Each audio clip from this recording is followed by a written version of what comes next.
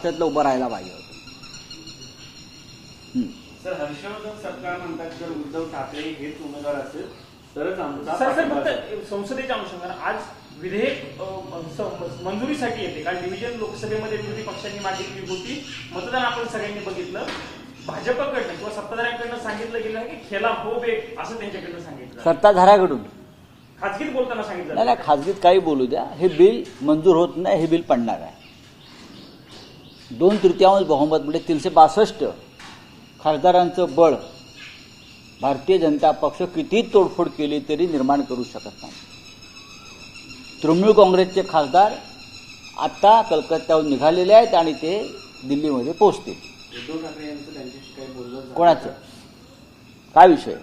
कारण कालच्या बैठकीमध्ये असं झालं होतं की ममता बॅनर्जी यांच्याशी उद्धव अच्छा, ओके. ममता बॅनर्जी यांच्याशी संवाद झालेला आहे आणि आम्ही सगळ्यांनीच त्यांना विनंती केली, उद्धवजींनी विनंती केली आणि शेवटी जे वातावरण दिल्लीतलं पाहता ममता बॅनर्जी त्यांच्या पक्षाचे खासदार दिल्लीला आज मतदानासाठी पाठवतात. अनेक लोकांच्या मनात ही शंका आहे की वॉकआउट केलं जाऊ शकतं विरोधकांकडनं आणि हे बिल पास होऊ शकतं. मला असं वाटत नाही.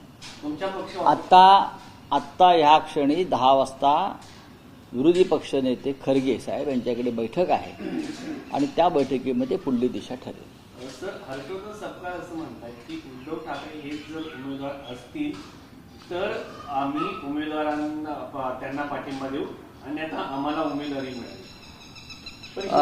नाही, विरोधी पक्षाचा एकच उमेदवार विधान परिषदेवर जाईल.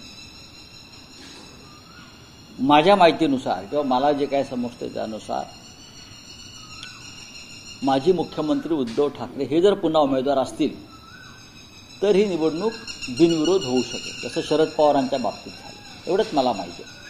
आता महाविकास आघाडीकडून खास करून शिवसेनेकडून काय भूमिका घ्यायची या संदर्भात आम्ही महाराष्ट्रात बसून 1-2 दिवसात निर्णय घेऊ.